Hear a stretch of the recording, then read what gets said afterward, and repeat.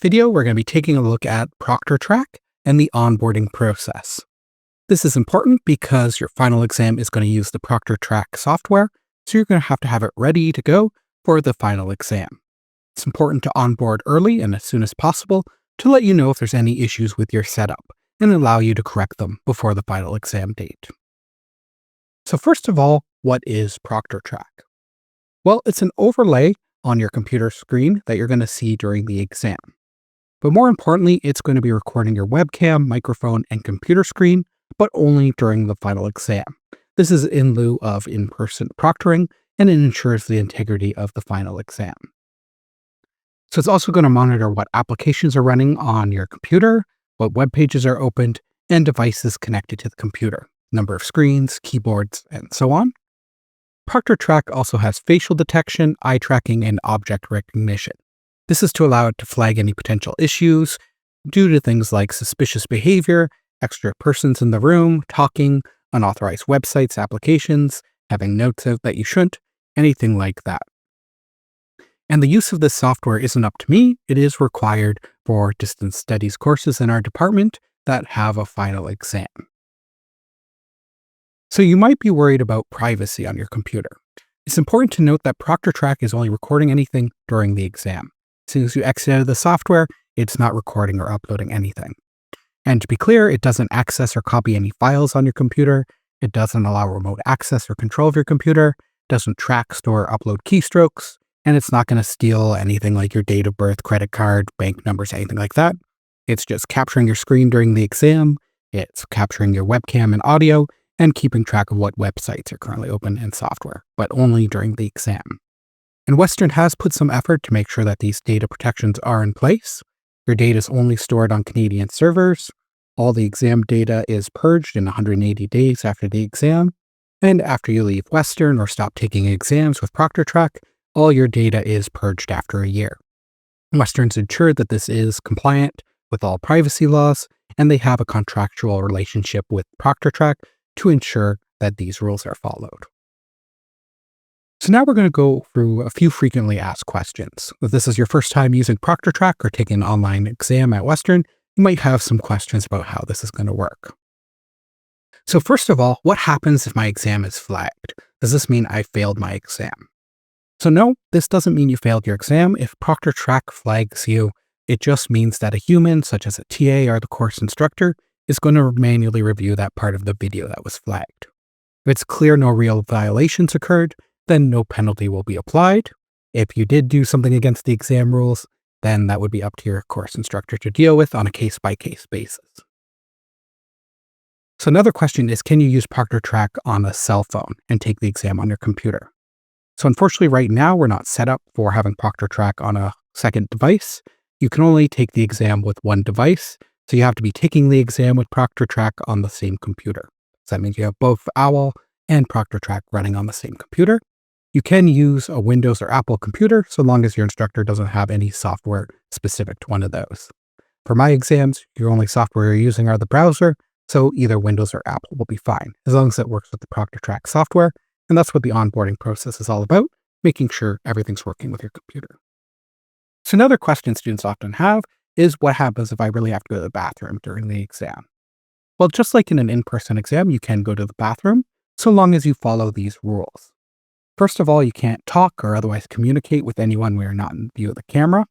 You also can't use any textbook, notes, or other resources when you're not in view of the camera. And you cannot access any electronic devices or resources while you're not in view of the camera. So your exam time will still keep going if you're going to the bathroom. So make sure you don't take too long because you won't get that time back. Now, how do you actually go to the bathroom when you want to during an exam like this? Well, you just look at the camera and say you're going to the bathroom, you leave, and then you come back. Proctortrack will flag your exam, but it will be clear to the person reviewing it what's going on. Another question that comes up is, can I have food, water, blank paper, etc. while taking the exam? So this is going to be up to your course instructor and the rules of the exam, which could be different instructor to instructor or course to course. In most cases, the instructor will put the rules on the cover page of the exam that you'll see when you start the exam, or they'll be stated to you before the exam or in the course syllabus. Proctortrack can be configured to allow or disallow any of these. So before starting the exam, Proctortrack will show you a quick summary of these rules, so make sure you read them. So can I have blank application running on my computer? Again, this is going to be up to your course instructor, and it can vary course to course. For most of my courses and most instructors, the only software you can have running is usually just the web browser and only open to OWL to take the quiz or the final exam. Proctortrack can be configured to allow or disallow certain applications. So if there is a certain application you need, your instructor will let you know beforehand. But again, in most cases and with most final exams I run, there is no extra software needed or allowed. So what happens if your computer crashes, restarts, or the power goes off? For example, what happens if your browser crashes or Proctortrack crashes, or maybe your whole computer just turns off? Well, it's not the end of the world. You can just simply pick up where you left off. And the way you would do that is simply restarting the process you did to get into the exam. We'll be looking at that later in the video, but basically you find the Proctortrack tab, you complete the scans again, that'd be the room scan, your face scan, your ID scan, and it will take you back to the quiz, and after you put in the password, you'll be back to where you left off. Answer should be saved up to the last point you saved or entered something. But do keep in mind the exam timer keeps going, so try to get back and restart it as soon as possible if that happens. So the last question we'll take a look at before we get into the onboarding tutorial is, what do you do if you need help during the final exam? Specifically, if you need help getting into the exam on OWL, or you need help with the Proctortrack software. Well, Proctortrack has a student support team that offers live chat or phone support 24/7. And they can give you help with Proctortrack software or getting into the exam, but they can't really help with anything related to the exam's content. So there's a few ways you can access Proctortrack support. The first one's by phone. You can use their phone number here. The phone number is also available on their support website, which is proctortrack.com/support. The support website is also where you can get that live chat support. The Proctortrack client, if you already have it running, also has a button on it that will let you contact their support via live chat. And lastly, some instructors might set up OWL with a Proctortrack support button that will take you to the Proctortrack support site. This would be the same as typing in proctortrack.com/support. Where it's located on OWL could be a little different depending on how your instructors have it set up. Usually for mine, I have it under the final exam unit and call it Proctortrack support, like you can see on the screen now.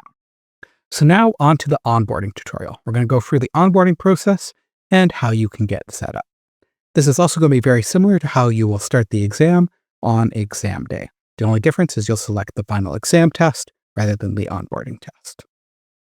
But there are a few things we're going to need before we get started. First off is your student ID. This should be your Western official student ID. In some cases, if your instructor allows it, you can use a government-issued ID like a driver's license, health card, or passport. It does have to have your picture and name on it. We do recommend that you use the Western ID because it preserves your privacy a little bit better because it only has your student number and your name on it. You'll also need a webcam, but this can be built into your laptop. You're going to need a microphone, but that can be built into your laptop or your webcam. And you're going to need a Windows or Apple Mac computer. You're going to need a reliable internet connection. You're going to need a web browser installed. Chrome is usually recommended, but Firefox also works fine in my testing. I do recommend that however you set this up during onboarding, for example, if you use Chrome, you also use Chrome on exam day because you don't want to make any changes because you tested everything for onboarding, so you want to keep it the same for the final exam. You're also going to need a quiet and well-lit room and about 30 minutes to complete the process. So let's get into it. Okay, here we are on our OWL Brightspace course site. In this case, it's CS1032, but for whatever your course you're onboarding for, it might be slightly different. That means you might have to locate the Proctortrack tab in a slightly different place. So on this course site, I have it under Final Exam. Your course site might be a little bit different. If you have any doubt, ask your course instructor. So in this case, we go under Final Exam. When you actually want to start onboarding, or when you want to write the exam on an exam day, you go to the Proctortrack tab. And this is going to open up Proctortrack for us. So I'll just close this to make it bigger. And what we can see here is the Proctortrack tool.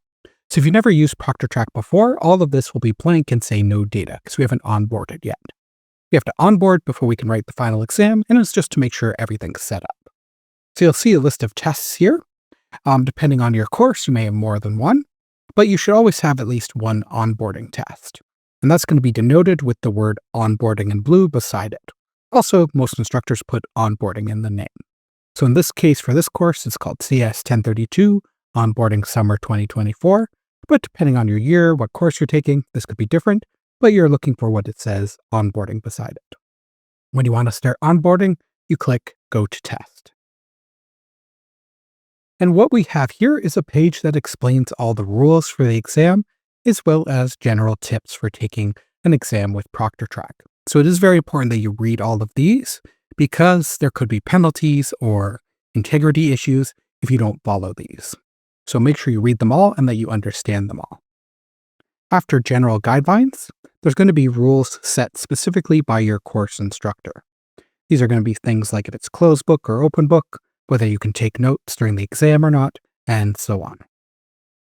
Once you've read them all, click on I've read, understood, and you're going to adhere to all these rules. And then you can go to the next step. Okay, a new window should open like this, and you'll be presented with two options. Either connect to Proctortrack or download Proctortrack. Option 1, connect to Proctortrack, is only if you've already have the software downloaded and you just need to rerun it. Option 2 is if you haven't downloaded Proctortrack yet. So for most of you, it's going to be option 2. Click Download Proctortrack. This will start a download, and then you're going to want to run the software after it downloads. So in this case, we can see the download started. After that's downloaded, double click on it and run the software. It'll guide you through the process, and we're going to cut to that right now. So now that you have this screen up, you can click the Connect to Proctortrack. So it's kind of confusing because there's a window on top of it. So make sure you have your browser, and you click in your browser. You can move this out of the way. Connect to Proctortrack. And it should say connection successful, and the screen should change. So it's just going to have an agreement. Click I confirm, and I agree. And now it's just going to do a scan of your computer and make sure everything is compliant with the exam rules. If something were to go wrong at this point, it would give you an alert and you'd have to resolve that before you could take the exam. And that's why it's so important to do this onboarding process, because we want to get rid of those issues right away before exam date. So right now it's asking me for what webcam I have. If you have more than one webcam on your system, it needs you to pick the correct one. And you can open up the list and see the webcams available on your system. If your webcam isn't there or you haven't plugged it in yet, plug it in and then hit refresh. And then open up the list again and select your webcam. Once you have your webcam selected, hit confirm. So if you get an error like this, it's saying that it's detected a few apps that it doesn't like. In this case, it's conflicting with some of the NVIDIA programs for some reason. So right here, you can see I have NVIDIA open. So just exit that. Or you can click Force Close App. And then once you've closed the applications, you can hit Retry.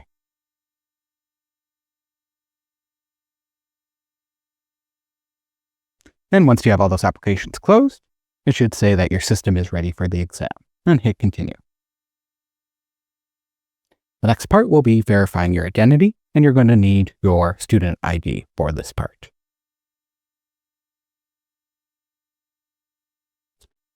So you can hit Continue after you've read this. It talks a little bit about how they're going to protect your privacy. And now they're going to want to do the face scan. You want to get your face sort of inside this shape. And it has some instructions for this. So you want it to be well lit. And you don't want it to be like in front of a window or anything. That's going to make you a silhouette. Make sure you're well lit. Get close enough inside the shape. Hit Start Scan.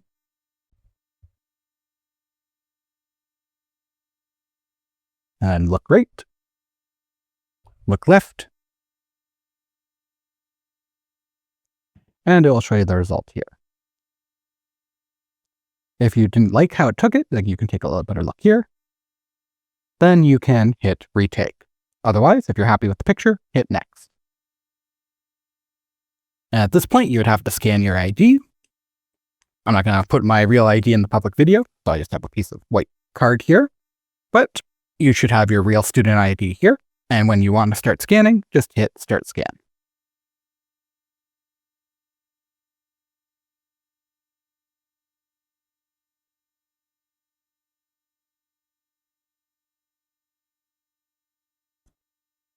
Once you're happy with that, and once again, yours should be a real student ID or a government issued ID, you can take a look at the picture. That looks fine. You can hit next. If you want to retake it, hit retake and then click next. And that brings us to our next step, the room scan. So the idea behind the room scan is that we're going to take our webcam and go over every little part of the room and just prove that there's nothing irregular going on.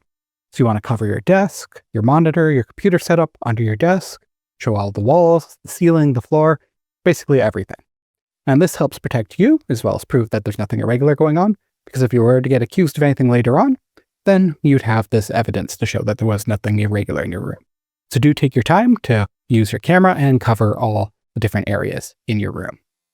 Now, if you have a webcam that's built into your laptop, like this one, for example, what you can do is simply just move the laptop around and try to use that to cover everything in your room. Make sure to get like the desk, behind the monitor, floor, all things like that. And if for some reason you didn't have a webcam that could be moved, that was fixed in place and you couldn't even pick up the laptop, then you can also get a mirror and do the same thing. Just use the mirror to sort of angle things around. Might take a little more time, it'd be a little more tricky. So I do recommend trying to have an external webcam that you can move by just grabbing it like this and then moving it around the room to scan every little area. Now, if your instructor allows you to have handwritten notes during the exam on paper, you are going to have to make sure that you show all the blank sheets as well as the back of the sheets, just to prove that there's nothing on there if you're allowed handwritten notes. If you're allowed a cheat sheet, you also have to show the cheat sheet, show a full cheat sheet, and also get the back, because there can be rules about it being one-sided. So make sure you cover those in your room scan too. Now, the problem with the room I'm in right now is that if I were to start the room scan right now, there's just too much stuff going on in here to write an exam. We got cables everywhere, multiple monitors, lighting, things like that. So to give you a better idea of how the room scan will work, let's start it now. What we're going to do is we're going to jump over to my other room where I have an office set up, and we will show how the room scan is done in a proper environment. So let's beam over there now. Okay, welcome to my office / gym / laundry room. This room is a little bit more ideal for doing a Proctortrack exam, as it is much quieter and there is no chance of anyone coming in because we have a nice door right there. However, there is still a few issues. But first, let's take a look around. So we have a desk, and this is an example of how you should do the room scan. You should cover everything on your desk.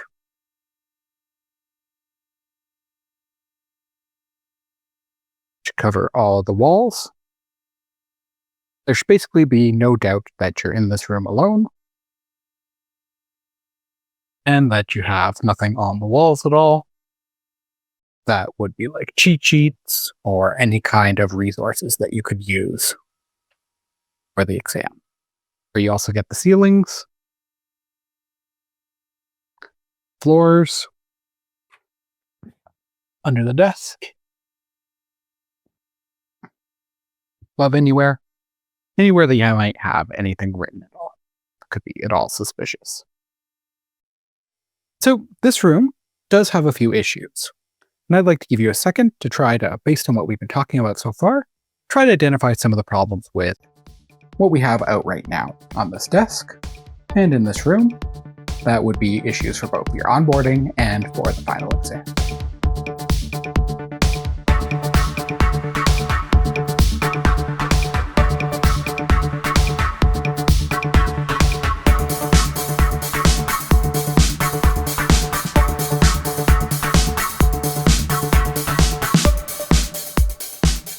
So let's go through some of the issues. The first big one is we have the textbook for the course out.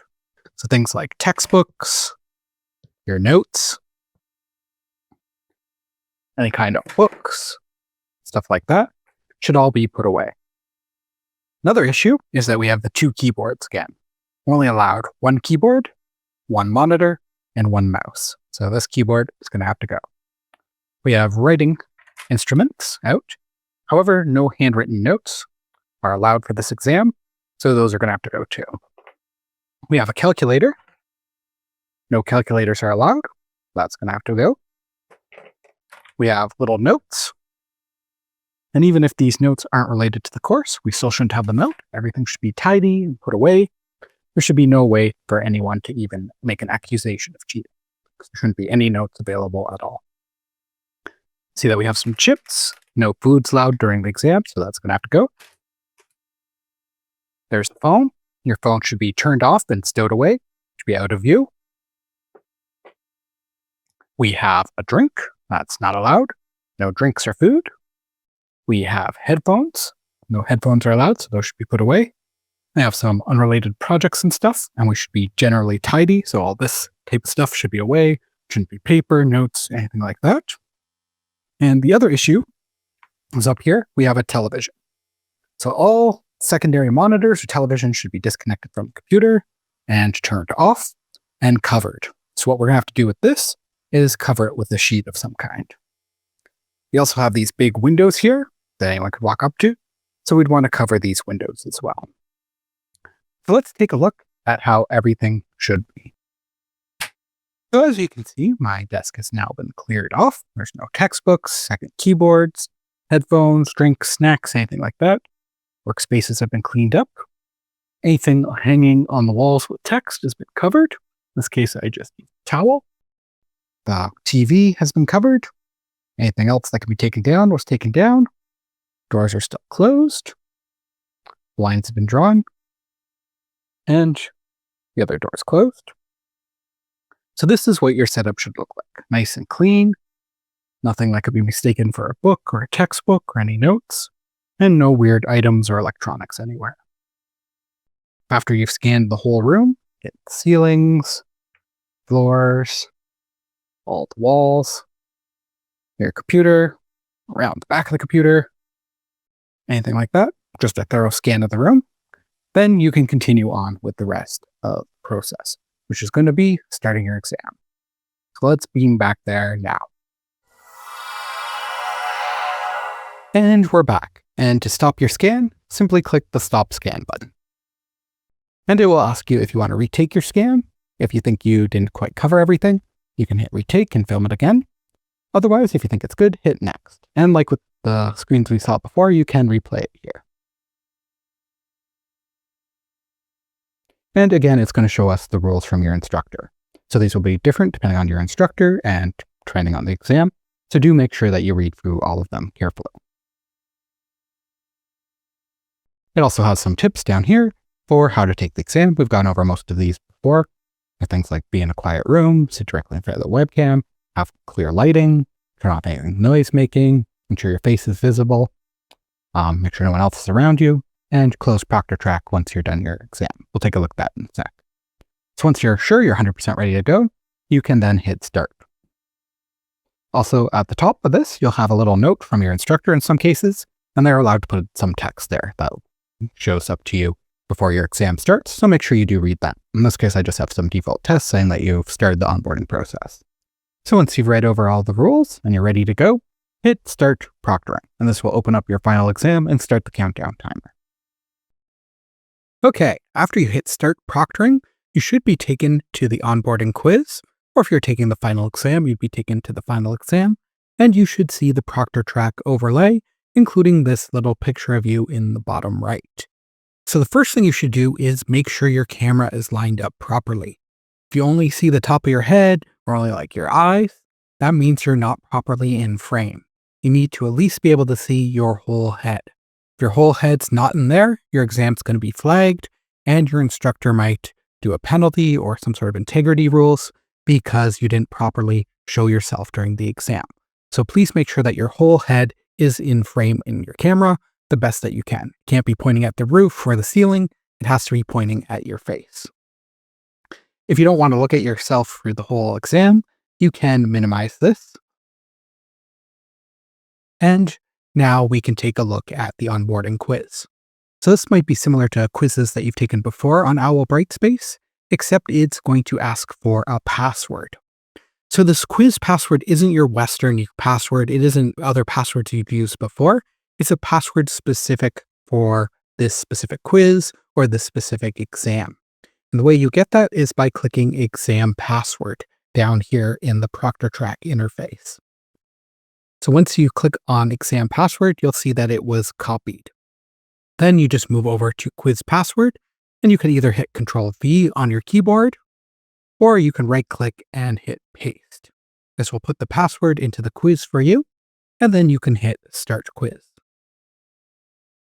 Of course, on a real quiz or a real exam, you should carefully read all those rules first before you start. If you're bothered by this part of the interface at the top, you can also minimize that to get the most possible room to actually write your quiz or exam. So at the top here, you will see the timer. This is counting down, showing you how much time you have left. For this example onboarding, I have it set to 3 hours, but your final exam or quiz might be different. If that bugs you, you can always hit hide timer to not show it. Now, your instructor may have a header on the quiz or exam up here. You can also minimize that, but your instructor might not have that. So for the onboarding quiz, they're going to be fairly basic questions. They're not necessarily questions about course content. We just want to make sure that the quiz is working for you. So go through the quiz, try to get them right if you want, but your score here doesn't matter. Again, we're just trying to get you set up and used to taking tests on OWL Brightspace with Proctortrack. So I'm going to fast forward now through me just taking this quiz.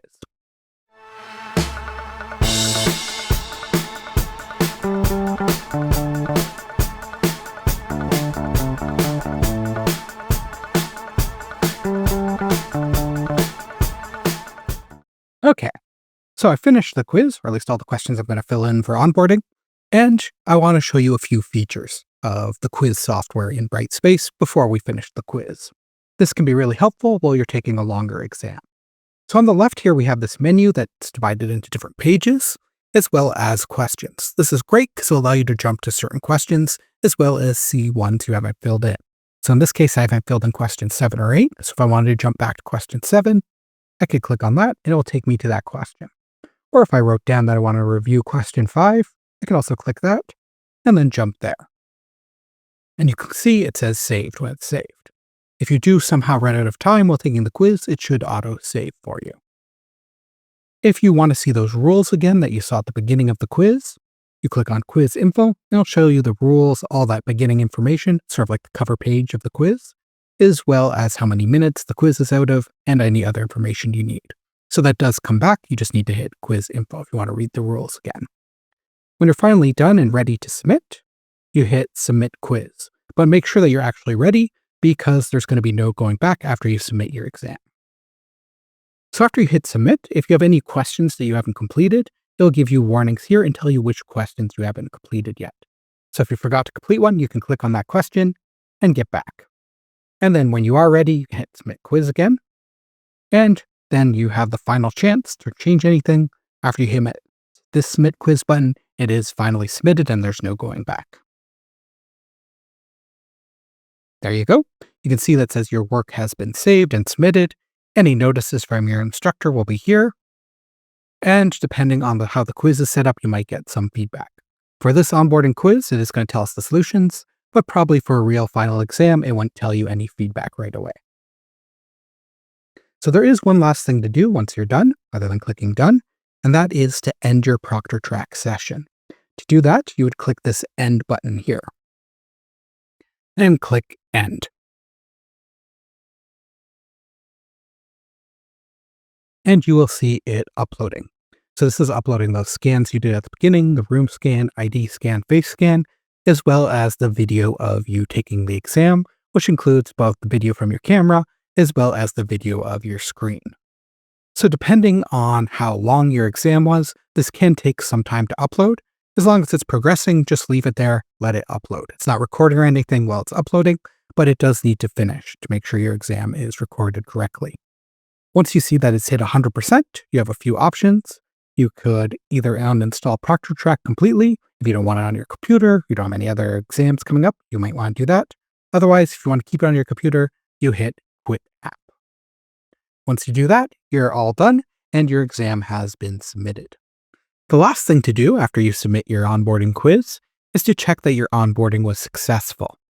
This does take some time, and Proctortrack will send you an email to let you know if your onboarding was successful or you have to redo it.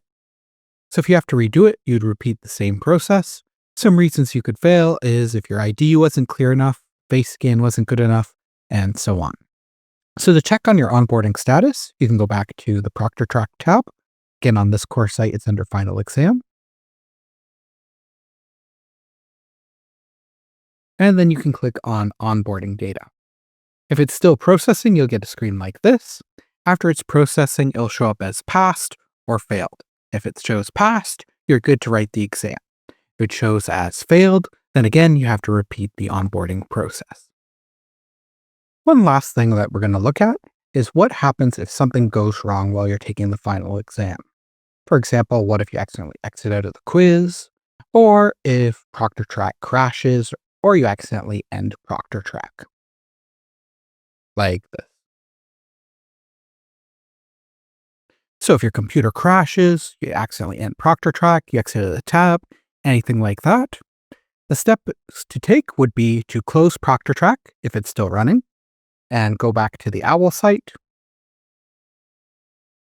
after we let it upload. Go back to the OWL site, go back to Final Exam, go back to Proctortrack, and you have to restart the whole process again, which I know is a bit of annoying, but it will let us get back into that onboarding quiz. So it's the exact same process you saw before. I'll just run through it really quickly.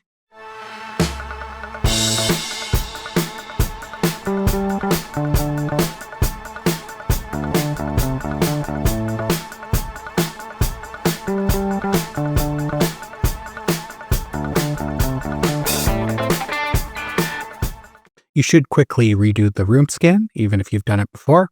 Here, I'm just going to basically skip it, but remember, on yours, you should actually redo the room scan.